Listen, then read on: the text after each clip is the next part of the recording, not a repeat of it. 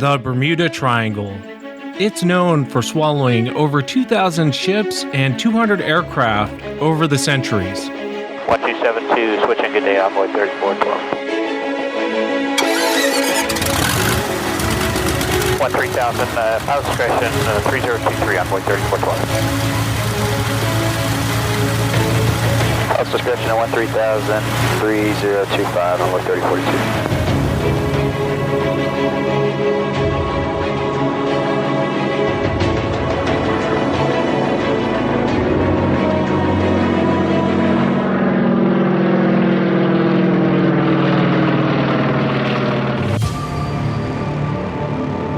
On December 4th, 1970, Bruce Gernon took off in his Beechcraft Bonanza. On board, Bruce had two passengers, his father and business partner. They took off from Andros Island in the Bahamas and headed northwest for the Florida coast. This was a very typical flight for Bruce, as he had made this trip a dozen times. On average, it took him about an hour and a half from Andros to Miami. Bruce took off and started gaining altitude. At around 1,000 feet, Bruce noticed this weird black cloud, and it seemed to be growing.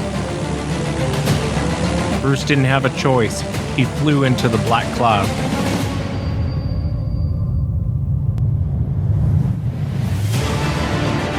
And he came out the other end just fine. At 11,000 feet, Bruce noticed another very strange cloud. It was massive. Bruce had no choice but to fly into this strange cloud too as well.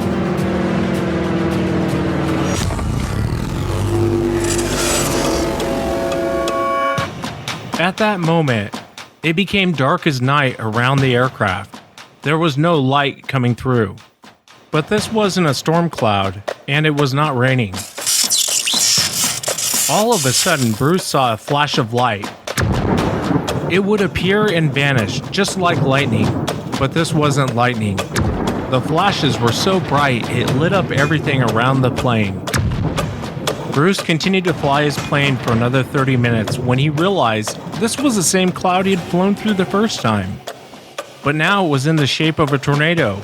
He was almost flying through the center of it. Bruce said it was about a mile wide, and it seemed to be endless. About a minute later, Bruce saw light at the end of the tunnel. Bruce kept the yoke straight ahead. He was almost out of this nightmare. But just then, unexplainable things started happening. The opening of the tunnel started closing in on itself. The navigational instruments on the plane started going nuts. The compass was spinning by itself, counterclockwise. Oh, here.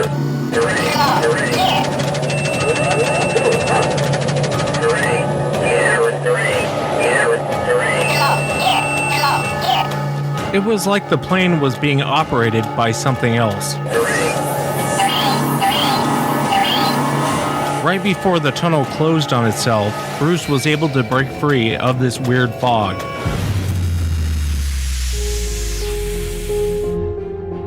Bruce would later say, after he came out of the storm, for about 5 or 10 seconds his plane seemed to be weightless.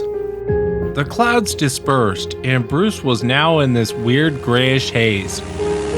After letting out a sigh of relief, Bruce contacted ground control, and he wanted them to determine his location. November 9815, Link, Fort Dodge area, go ahead. Ground control was confused. Bruce's plane was not showing up on radar. 9815, let me say last known position. It's almost like he was invisible. A moment later, ground control contacted Bruce and let him know he was showing up on radar now.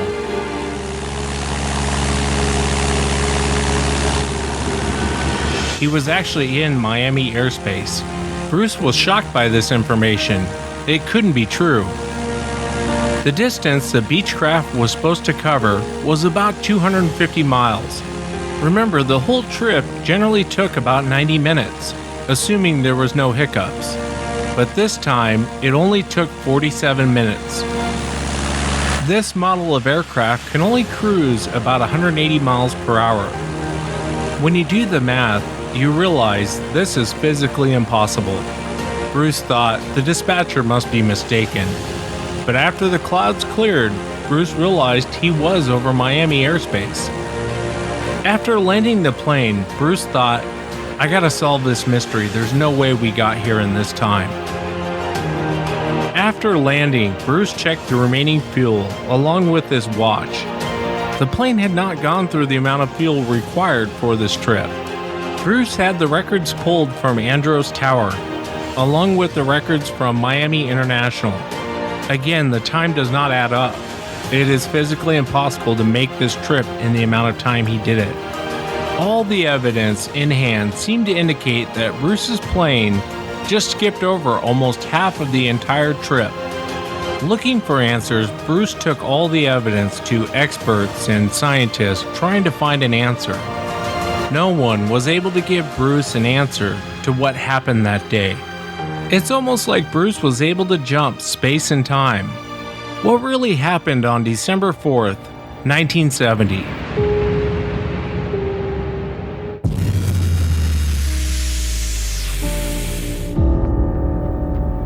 It looked like somebody was bent over and had their head in the window of the deer blind. It either heard me or smelt me, and he pulled his head out of the tent and stood straight up, and that shocked me.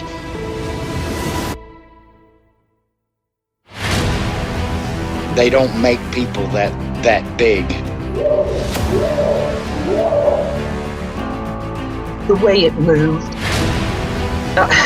almost as if it was gliding across the beach. I've never seen anything move like that in my life. They were screaming at each other in gibberish. It sounded like a language, and they were chuntering away back and forwards, back and forwards, back and forwards. I know what a bear looks like, and there is no way on this planet that what I saw were bears.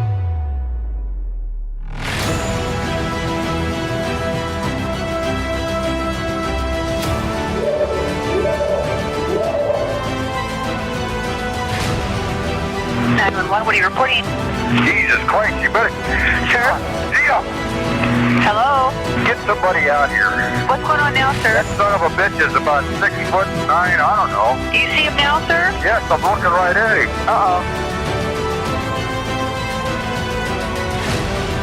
My name is Maximus Decimus Meridius, Commander of the Armies of the North, General of the Felix Legions, and you are listening to Sasquatch Chronicles.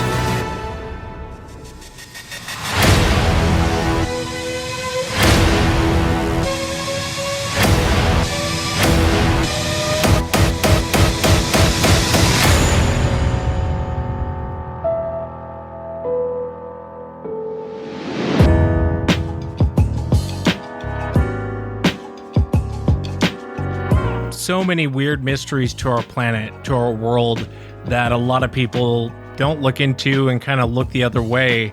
I'm fascinated when I hear scientists go, well, time travel is possible. And then you kind of look at their working theories and you're like, yeah, I can go with that. But if they just look back 50 years, we have a guy that, along with passengers and other eyewitnesses, that seem to jump space and time. To this day, no one can explain what happened to Bruce when he made that trip. And it's fascinating because we know when, where, and what. We just don't know how he did it. We know where he took off from. We know what time he took off. We know where he landed, and we know what time he landed. And we also have the specs of the aircraft he was flying. So we know the capabilities of the aircraft he was flying. And nothing makes sense. And it wasn't just Bruce. Like I said in the intro, there was other eyewitnesses on the plane that were there. And again, to this day, no one can explain what happened to Bruce and how he was able to make that trip. What's fascinating is he took all of his evidence to scientists and experts, and he spent many years trying to find answers, and no one could give him an answer. And Bruce kind of came up with a theory. I think he called it electric fog. He wrote a book about it. It's been years since I've read the book. A great book, by the way. So no one can really explain what happened to him. I've always had the wormhole theory. Yeah, but I've always assumed wormholes were something in space, but that's not necessarily true if the conditions are right. Well, I won't bore you guys with that. I hope I inspire you guys to go look at some of these other mysteries.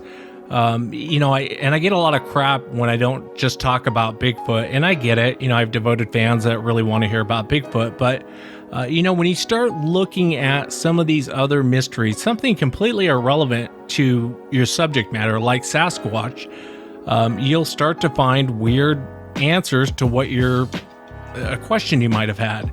I'm not saying Bruce Gernon's story is related to Sasquatch. I'm just saying, in general, when you start to look at these other strange mysteries, it's not hard to accept when an eyewitness comes forward and goes, "Hey, I saw this." How do you explain time travel? Anyway, hope you guys enjoyed that. And again, I hope I inspire you guys to go and kind of research, investigate some of these other mysteries. If you've had an encounter and you'd like to be on the show, shoot me an email. My email address is wes@sasquatchchronicles.com. And if you get a chance, check out sasquatchchronicles.com. You can become a member and get additional shows. I'll be back on Sunday for the members. Tonight, we're going to be chatting with John. And John comes to us from East Texas. And he had a lot of weird things happen to him on this property. But I'll let John kind of go into that. Let's jump into it tonight. I want to welcome John to the show. John, thanks for coming on. Thanks for having me, Wes. Yeah, I appreciate you being here, John. And I know a lot of weird things happened to you on this property. If you would you just kind of start from the beginning? I know the very first encounter, which is the one I really wanted to talk to you about, was regarding the light. This is back 2014, 2015. If you would you just start from the very beginning? Kind of tell us what you were doing and what happened. So me and my uncle were coyote hunting. We'd recently had a couple of calves killed, so we were trying to call the coyotes. And so we're sitting in the back of his truck in this pasture, call blasting.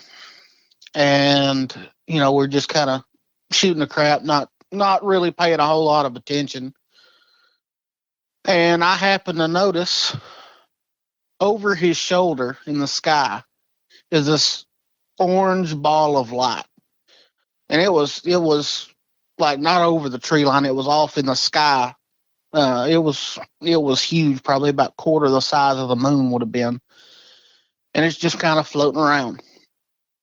And so, I pointed out to him, and he looks over and says, "Yeah, I see that too." And so we're watching it, and it's kind of floating around, and then we hear this hum, kind of like an electric motor, and it's really, really loud. And so we're sitting there looking at each other, bewildered, because we're in the middle of about 5,000 acres of nothing. It's pasture land. There's not even oil wells, which is really weird for Texas. There's nothing. And so, we're looking at each other kind of bewildered. And then we hear crashing through the forest. And we look over, and this deer comes stumbling out of the forest like it's drunk and gets about 15 foot from our truck and just lays over. So, that was odd. We get out of the truck to go see what was wrong with this deer. And I set 1 foot on the ground. Deer stands up and hauls ass like nothing was wrong with it. Yeah, that's strange. Kind of bizarre behavior.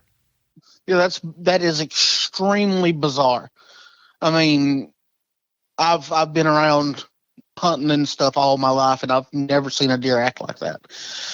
And so I get back up in the truck, and we're kind of spooky at this point. This is odd.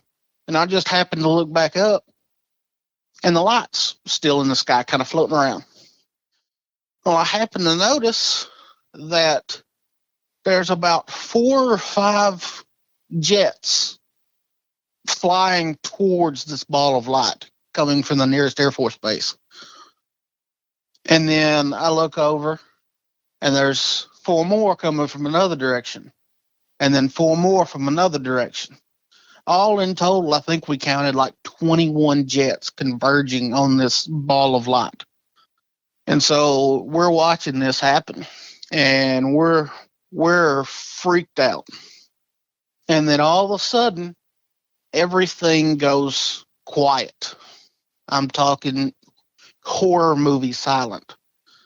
I mean, no wind, no birds, no bugs, nothing. And then we see little flashes of light near this ball, and then it just disappears, like it just blinked out of existence.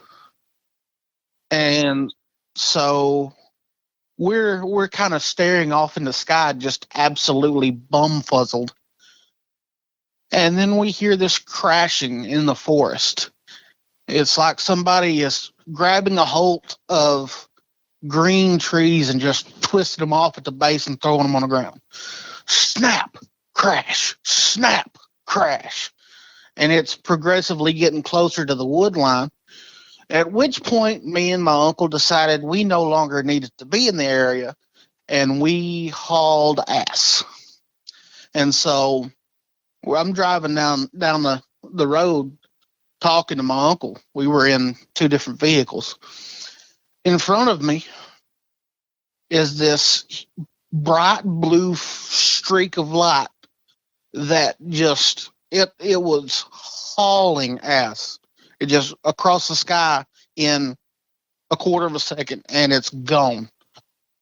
And that's the craziest, one of the craziest things that I've ever experienced in my life.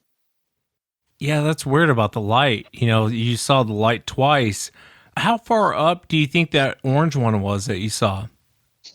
Well, I mean, I really, it's very hard to estimate distance in the sky. But given that the planes were just, all you could see was their tail lights, it would have to have been, cruising altitude or lower. So, 20, 30,000 feet. Yeah, that's odd. A lot of people see the lights, man. A lot of people see the lights. Oh, yeah, and that's I've seen the lights several times out there on that property.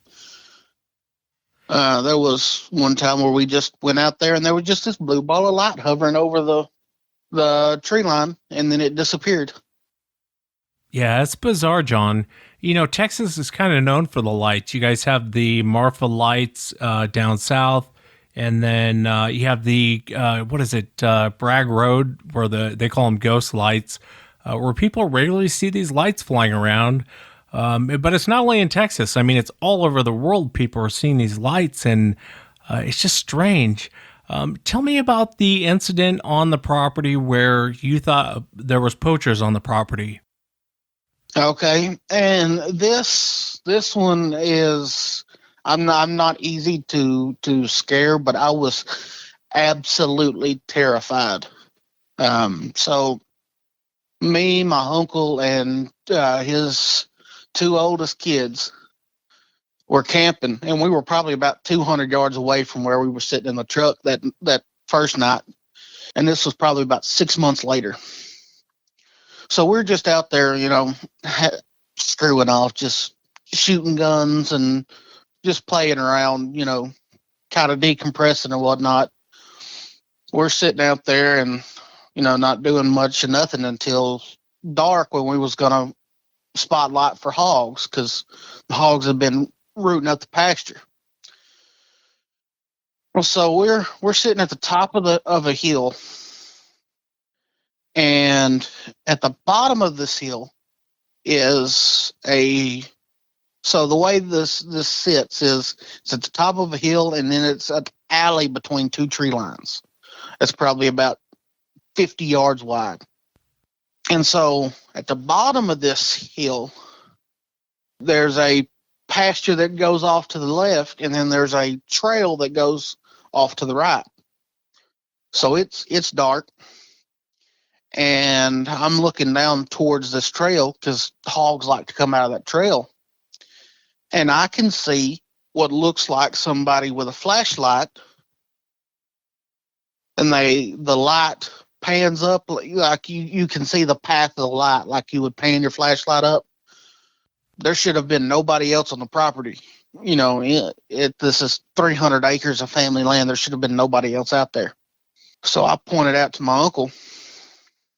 And so we're watching this happen, and the light pans 3 or 4 times. I notice these black shadows, 4 or 5 of them, just haul ass across this pasture. I mean, there's absolutely inhuman speed. And so I'm like, you know, what the hell is this? Pardon my language. So at this point, we're all a little spooked, and then I don't say anything about the shadows. We're just watching this light. So we decide that we need to confront this poacher. So we holler at him, tell him that he needs to leave the property and that we're armed and this and that. And about this time, a storm starts rolling through. So we're sitting there trying to figure out, is this a person down there? You know, do we need to go down there? Do we need to just leave the situation alone? And so eventually we don't see this light anymore. So we decide that the poacher has moved on.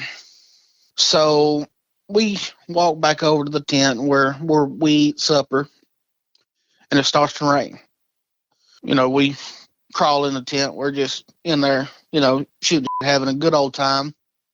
When I hear outside of our tent what is very clearly bipedal footsteps in the grass. And, you know, you can tell the difference between a quadruped and a biped when they're walking. It's very clear.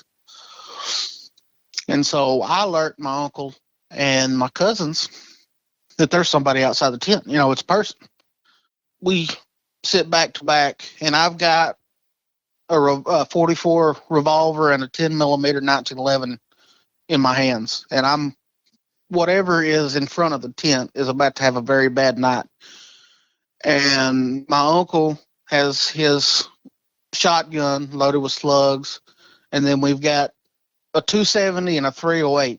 You know, something is about to have a bad night. You know, about the time we announce that we are armed and whatever is outside the tent needs to vacate the premises, lightning strikes in the wood line on the other side of the pasture, and it illuminates this figure that is standing outside of our tent.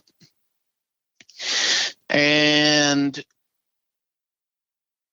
this thing is massive. I mean, it's hard to get a good read on size from a shadow cast on the tent, but given how close it would have had to have been to the tent for us to hear it walking like that, it was probably, 7.5, 8 foot tall. And its arms came down to its knees. And I've never seen a man with arms that long.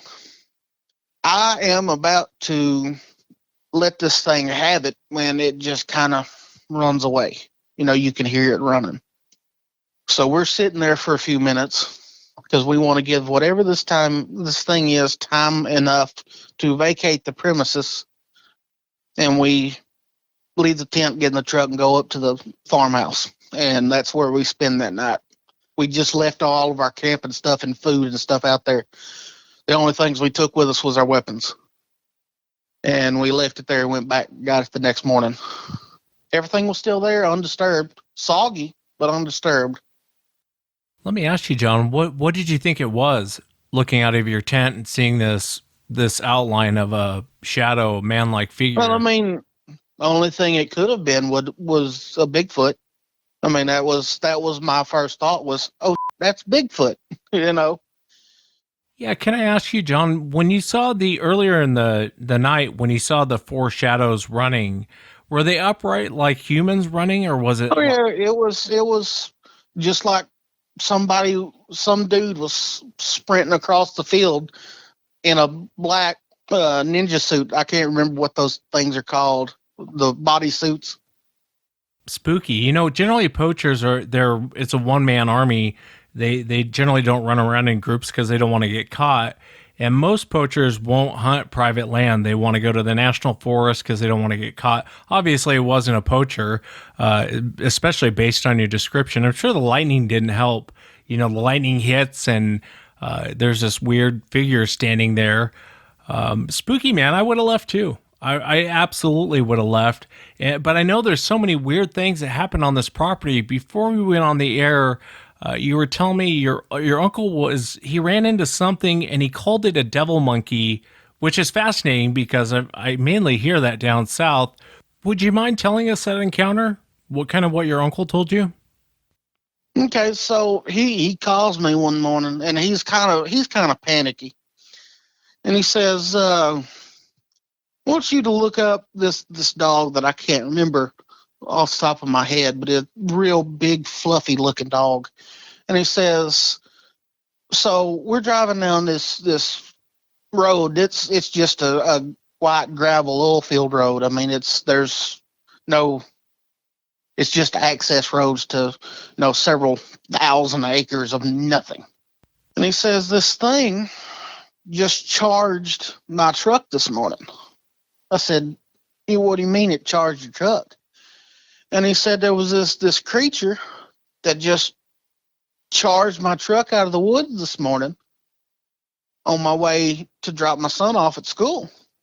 And I said, "Well, describe it to me." And he said it looked kind of like that dog, except for it had a long, fluffy tail, and you couldn't see its face. Like the face was not registering with its eyes. I know a lot about all this kind of weird stuff because I have no life, and so I kind of went through in my head what kind of things it could be. And so I sent him a drawing of what some people say the devil monkey looks like. And he goes, "Oh, that was it. That was what just charged my truck." Did he go into more details with you, John, as far as what he saw beyond what you just said? I mean, did he give you any more details? He said it was a four-legged, about 6 foot tall, black and brown thing was all he could figure out to describe it, that looked vaguely like some kind of dog that I can't for the life of me remember what it was he said. I'm assuming he didn't stop. Did he just kind of keep going? Oh yeah, he never stopped. Yeah, it's strange, John. And a lot of people, when I talk with them about encounters on their property with Sasquatch, a lot of times they'll talk about other weird things on their property. And not just down in Texas, but I mean, all over in the United States and even up in Canada.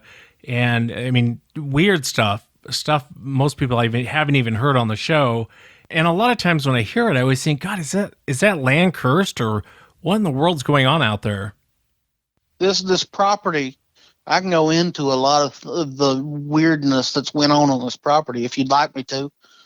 Yeah, I'd like to get into it, John. One of the things I love about Texas is there is areas that are very green and lush, like East Texas, but it's all pine trees. And so if something gets up and takes off running, you got a good chance you're probably going to see it. If you would, tell us what else happened on this property.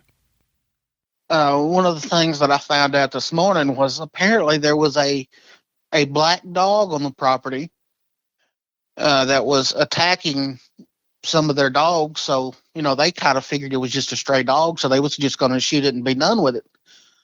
Well, so they shot it with a 7 Win mag in the head, and they drug off the carcass, and the next day, the dog was in the yard again. And so they shot it again with several 12-gauge slugs, hauled off the carcass. The next day, it was back in the yard. And they shot it 3 or 4 more times before it finally stopped showing back up. Yeah, I did a show on this. First time I heard about this was actually from soldiers who went over to Iraq and Afghanistan. They would talk about these black dogs. But this is your uncle telling you about what he saw on the property, correct? My uncle, my great uncle, my cousin, several people saw this thing and shot it. Did they ever describe the dog? I mean, I realize it's a black dog, but I mean, did they ever go into any sort of details about what they were seeing and what they were shooting. Obviously, it wasn't a normal dog. There was something else going on there. But did they ever describe it beyond just a black dog? It was just a big, black, shaggy dog with jagged teeth was all they would, was the best descriptor I could get. Yeah, talk about confusion. I mean, having this thing show up and you shot it and killed it, and here it is again the next day. Strange. Well, I mean, I don't know if you have hunted much, but a 7 mag, that's not something just stands up from. Yeah, we mainly use 30-06 up here in the Pacific Northwest, just because there's not there's things in the way. There's mountains, there's trees, there's things in the way. Some people use 7mm. That would be something that you would hunt with, probably more down in Texas because there's more range you're shooting at. But yeah, 7mm is no joke. It'll blow a hole in something. Yeah, and for it to just kind of shrug that off, that's not natural. And they said that it would sleep at the foot of one specific gravestone in an old cemetery right down the road. Yeah, I can't remember what episode it was. I interviewed a soldier who had come back from Iraq, and he was talking about the black dogs, and he had a few run-ins with them. And he would ask the locals what they were, and they would tell him that it was a genie, our version of a demon, basically. And I thought that would be the last time I ever heard about it. After I aired the show, I had a lot of soldiers come forward who had run into this weird black dog, a lot of high-ranking soldiers, actually. And now, even off the air, I'll ask soldiers, hey, have you ever run into the black dog? And I'll probably say over half of them have seen it. They'll describe it different ways. Glowing red eyes seem to appear and disappear. It's strange. We don't really have that go on here as much, but I've definitely heard it. Seems to be more of a Middle East thing, more of a jinn or genie. It does happen here, though. Has there been anything else that has happened on that property? So we got a photo of an anomalous black cat on a trail cam. It's just a black cat sprinting through the woods, which is not something that we're supposed to have here in Texas. I've heard lots of accounts of people saying, we got Black Panthers, but the government swears up and down they don't exist. We found one of our deer stands that's been set up for years and years and years. We found it one day scratched all to hell and back. Just big, long gashes carved in the plywood, which may or may not be related to the cat. My uncle says that he and a bunch of friends were just driving around in the back pasture. Ironically enough, the same exact pasture where we had that first encounter. And this was probably 10, 15 years before we had that encounter. He said there was he called it a banshee, but it was a white glowing woman standing on a fence post in his pasture. And of course, they didn't stick around to get a good look at it. And then also, come to find out, they have sighted a large quadrupedal animal walking across the pasture. Said it was about 6 foot at the shoulder, which, it's not a cow because you can see you can tell it's a cow or not, and hogs just don't get that tall. Yeah, and those boys down in Texas, they know hogs and cows. They see them all the time. Did they ever describe it any more than just kind of a large animal? I mean, that's a really large animal, 6 feet across.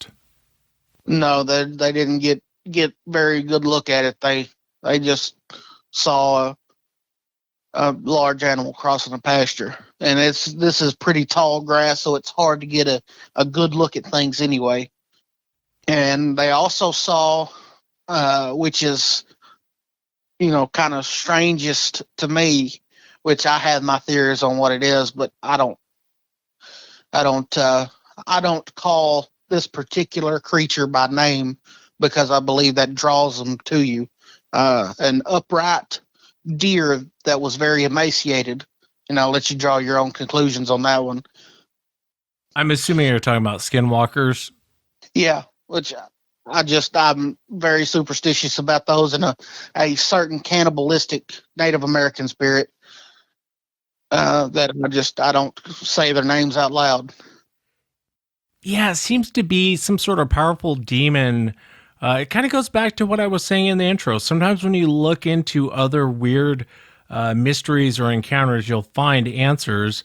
And going back to what you were just saying, the first time I heard that, I can't remember what show it was. I had this truck driver on the show, and I asked him, this guy drives all over the United States, and I had asked him, what's the weirdest thing you saw? What's the weirdest thing you've ever seen, driving around as much as you drive? And he said, one time I was coming down this hill, and he thought it was a deer off to the side of the road.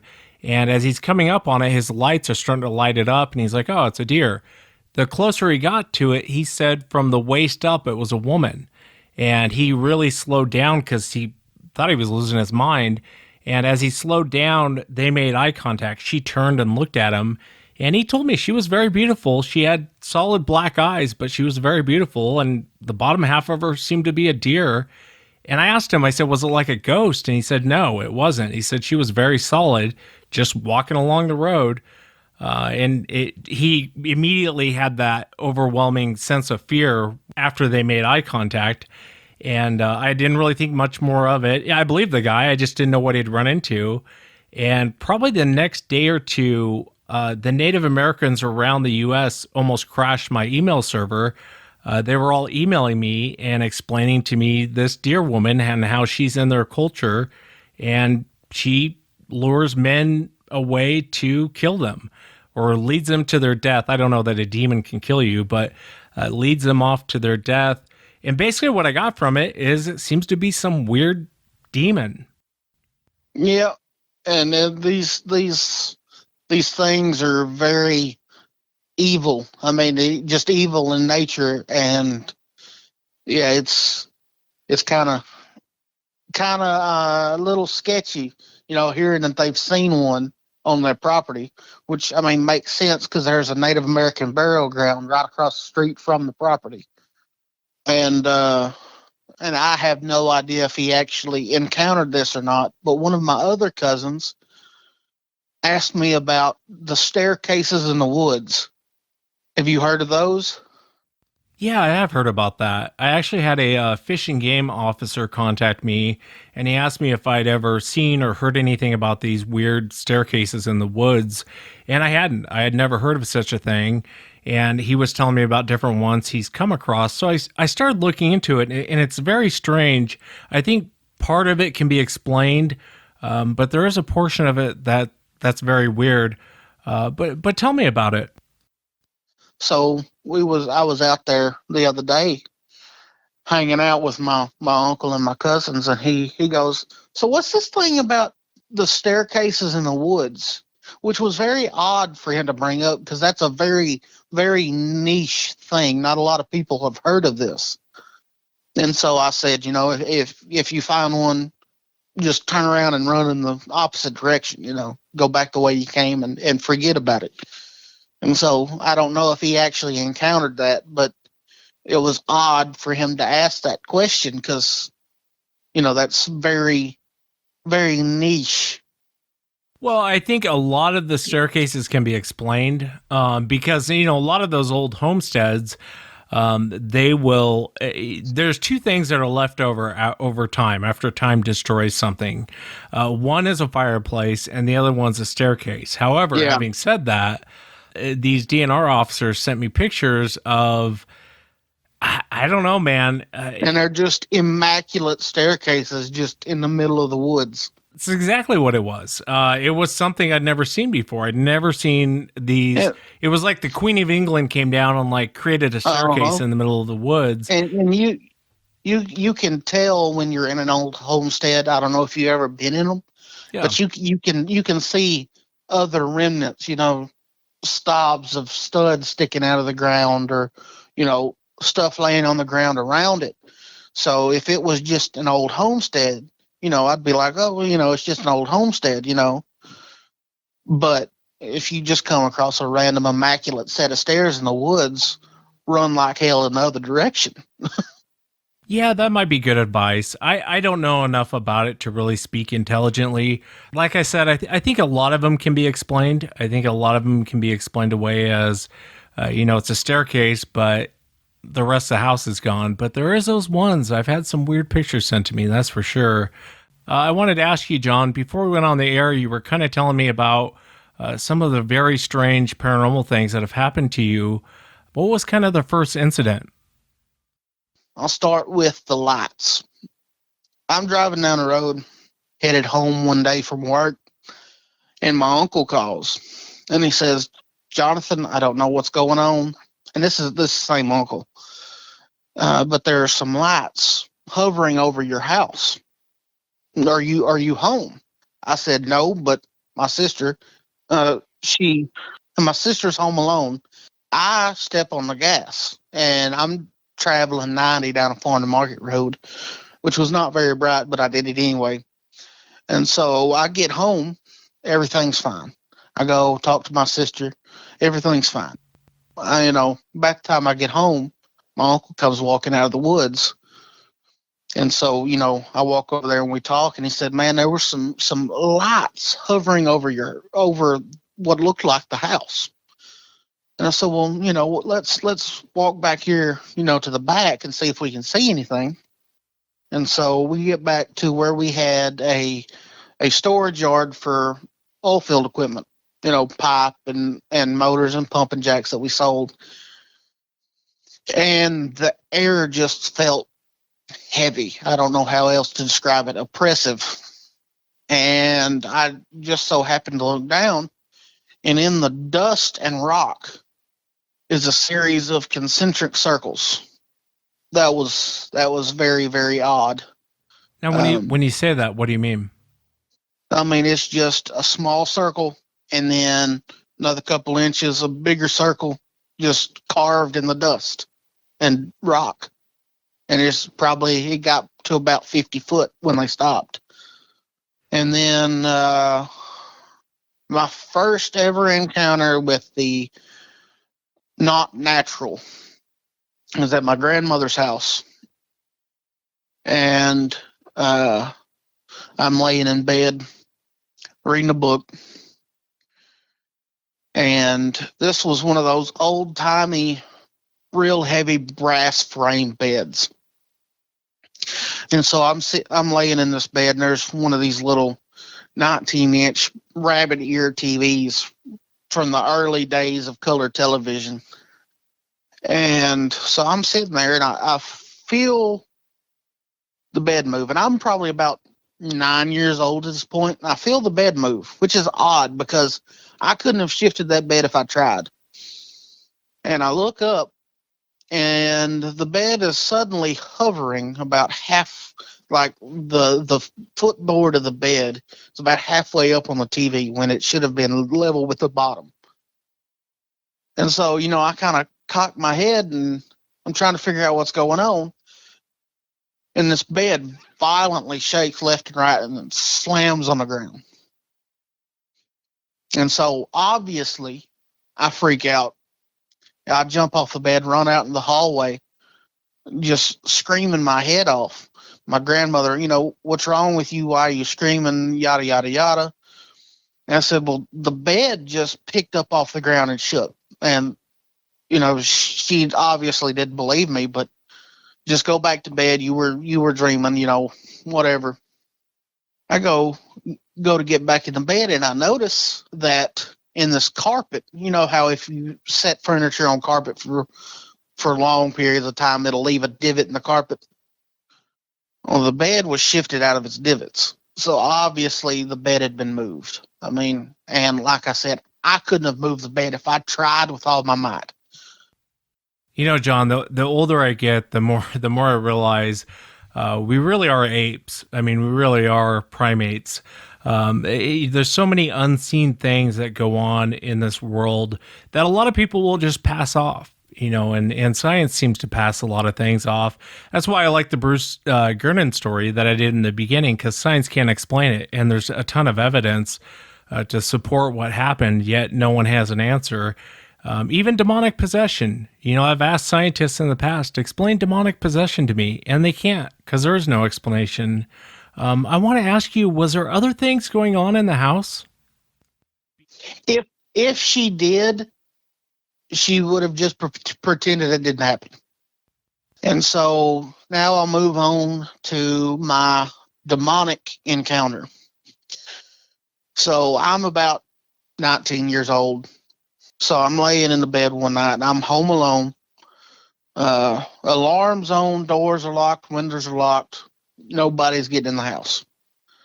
And so I sleep with a pistol by my bed, have for years just because there's no reason not to. And sorry, this freaks me out still to this day. I'm laying in bed and I feel something watching me. My first instinct is somebody's broken into the house. I sit up in bed, grab my pistol off the nightstand, and crouched at the foot of my bed is, oh God, I'm getting chills.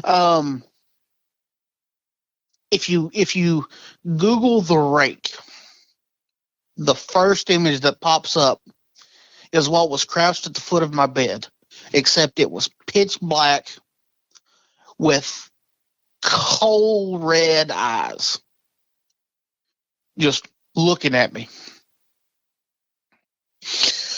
And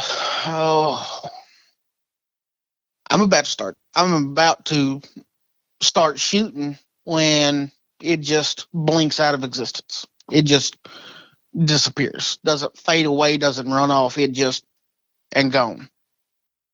I'm assuming this isn't your grandmother's home. No, this is a different property. Which, there's a whole bunch of crap that went on that property too. We heard footsteps upstairs, and chairs would roll around, and my youngest cousin saw an apparition of a man covered in blood in their kitchen. That's terrifying. With regard to the Rake, was that the only time you saw it? That's the only time I saw it. I've got all I can figure out is it was a demon crouched at the foot of my bed. Can I ask you, did the expression change on the entity's face? And you mentioned red eyes, red glowing eyes. So they were actually glowing? Yes, the eyes were glowing like embers, like coals out of a fire. And it had this grin on its face. And all I can describe of it, it looked like the Cheshire Cat, if the Cheshire Cat had shark teeth. Yeah, that creepy smile. I've heard it many times. A lot of people describe it like you did, John, the Alice in Wonderland cat, that big smile. I've also had other eyewitnesses say it reminded them of the Joker, like in Batman, how he has that big smile. I can see that. I can definitely see that. And so about 2 weeks later, same situation. I'm home alone, doors locked, windows locked, alarms on. The whole shooting match. Laid in bed by myself, pistol on my nightstand. And to preface this, the way my door was sat in the frame, it put pressure on the doorknob. So when you opened it, it clicked very, very, very loudly. It would echo through the whole house. And so I'm laying in bed, and I'm an insomniac, so I was just laying there trying to go to sleep. And I hear my door click. So, of course, grab my pistol, and I'm about ready to shoot whoever has broken into the house. And standing in my doorway is the shadow figure. And it's just the outline of a dude, very tall enough that the top of his head was obscured by the door frame. And I could tell he was wearing like a wide brimmed hat, like a top hat or something. there's just this dude standing in my door. I go to demand he identify himself, and then it was my whole world went dark, like somebody had just laid a cloth over my head. And then when I could see again, the door was shut and he was gone. And I'm still sat up in bed, pistol drawn, finger on the trigger, ready to shoot whoever was in my door. I've experienced sleep paralysis. I know what sleep paralysis feels like. This was not that. It scared this plus the demon at the foot of my bed scared me so bad I bought a house and moved out in 2 weeks. Let me ask you, John, I have this theory about, I probably know more about Sasquatch than demons, which means I don't know very much, but I have this theory on demons that they have to be invited in. I don't think a demon can just show up. I think there has to be some sort of invite for them to, and it comes in many different forms, but why do you think that they were at that house? I mean, did you look into the history of that house? The thing is that house was a fresh build. We built it. So my uncle was having issues in his house. Doors would be open, keys would be moved. And so he called in one of his friends was a psychic. And she shows up on the property and she goes, "Oh, some really effed up stuff happened on this property that I'm not going to get into. There's a vortex at the end of this house." My grandfather, who is a preacher, we came out there and we essentially exorcised the house to get it to leave, and it did. It left their house and came to my house. Yeah, it's terrifying, man. Especially, if something shows up at the foot of your bed, I don't blame you for going to bed with a gun, but in this situation, what do? You can't really shoot it. I was going to try. I mean, I was in the process of pulling the trigger when it vanished. It probably wouldn't have done no good, but I'm going to go down swinging, if that makes sense. Yeah, ghost and demons, man. I'm not a fan of. I don't. What do you do really in that situation? It's. I feel for you, man. There's so many weird things in this world that no one really has an answer for. I want to ask you about Sasquatch. You've looked into it for a while, and I was curious. What do you think Sasquatch is? So, and be prepared for my hottest of hot takes here. I think there's more than one, different kinds. So I think that the kind that we have here in the South, the wood booger, gugweed type, that are extremely violent, I think they're demons. And then you have the patty types that are just essentially gentle giants just walking through the woods, are probably a relic hominid. And then I think when you get to the more supernatural aspects, like the cloaking and the vanishing and the things like that, I think that's when you get into the Nephilim. It's definitely an interesting take on it. And I don't necessarily disagree with you, but why would there be, you go from demonic to natural, or we'll say natural animal, to Nephilim? What kind of made you come up with those different theories? Well, and I have a fourth one that is a little bit more hot take than the others. I think that it's one of those where, it's the relic hominid, and then the Nephilim, and then the demon finds a niche for itself in a big ass ape running through the woods beating the shit out of each other, or out of people. I mean, that's a pretty good niche for a demon to fill. So he decides, hey, that's what I'm going to be. And I also think that some of these that are the very weird ones, like it's where it's just kind of almost like a urban legend that people see all the time in the same spot. I think have you ever heard of the concept of a tulpa? No, I don't think so. So a tulpa is a concept devised by Tibetan monks, where essentially human thought can give rise to things. If enough people believe something, it comes into existence.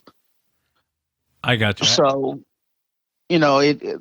that's the only I can't come up with one unifying theory why, we in the South have violent ones that will, eat you as soon as look at you, and then you have ones like the Patterson Gimlin creature that just looks at them and then continues about their business. And then you also have ones that, clearly have more supernatural abilities, mind speak and cloaking and vanishing and walking through fences and crap. Let me ask you, you don't really hear of demons or Nephilim, Nephilim's a whole different topic, but let's just go with demons. Pretending to be great apes or pretending to be chimpanzees. Why would and I don't necessarily disagree with what you're saying, but what my question is, why would they present themselves in that form if it's a relic hominid or a natural animal we haven't caught up with? Well, because, and that's a very good point. And